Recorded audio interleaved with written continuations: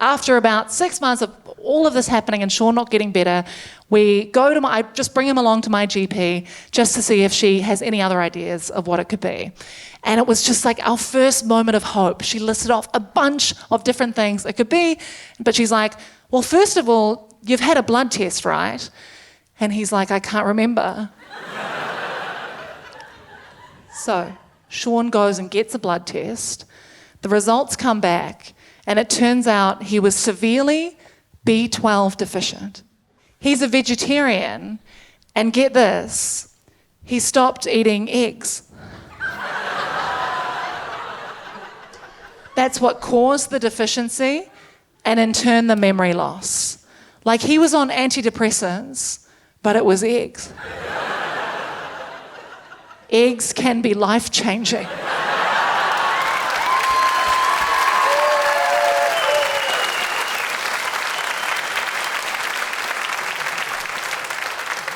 I wish you guys could have been inside my brain when we found out it was eggs. I was losing my mind. I was like, it was eggs this whole time. You know that girl in your friend group that's like, I just need my Sunday brunch. Believe her. She's on to something.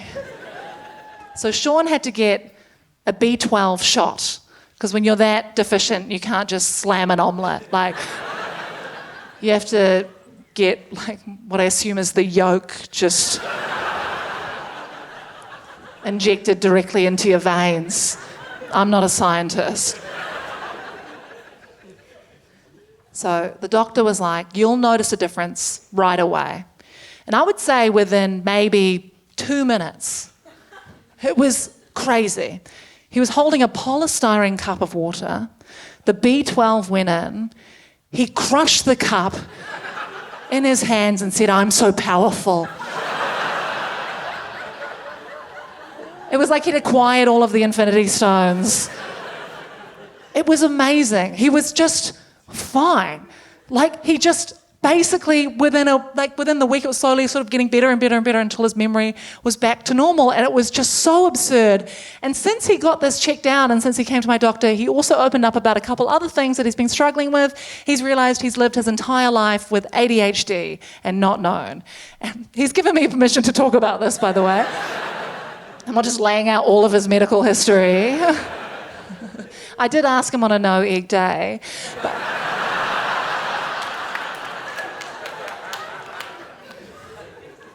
But that made me so sad for him as well, because imagine having ADHD and severe short-term memory loss at the same time. Like, he was just wandering around his house being like, well, I think I'm hyper-focused on something.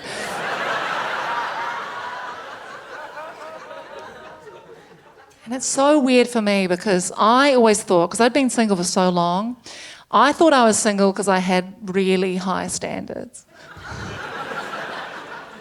Then this shriveled little man came into my life. I was like, come to mama. Got myself a little do-up. You can't build a man, but you can renovate. So that 6 months of his life, still a blip. Still can't remember that 6 months, which is strange because we started dating at the beginning of that 6 months. So in his mind, he was just in a medical clinic.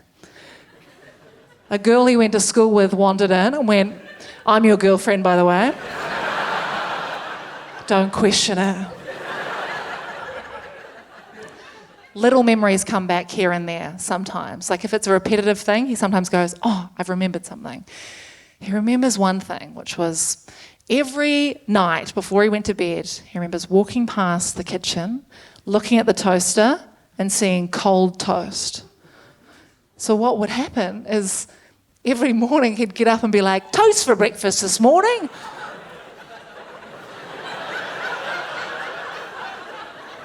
Go about his whole day, go, all right, bedtime. Fuck.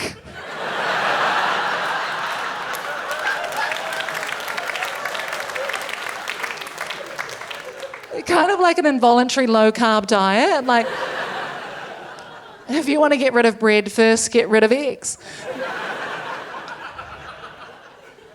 So we've since looked up the memory doctor online and seen his reviews. 1.5 stars. We should have known that the eggs were going to be better just on reviews alone. We spent $1,200 with this guy, 3 sessions, $1,200 for him to give us no valuable information. Apart from randomly in conversation, he recommended these kiwi fruit ice blocks. And they're so yummy.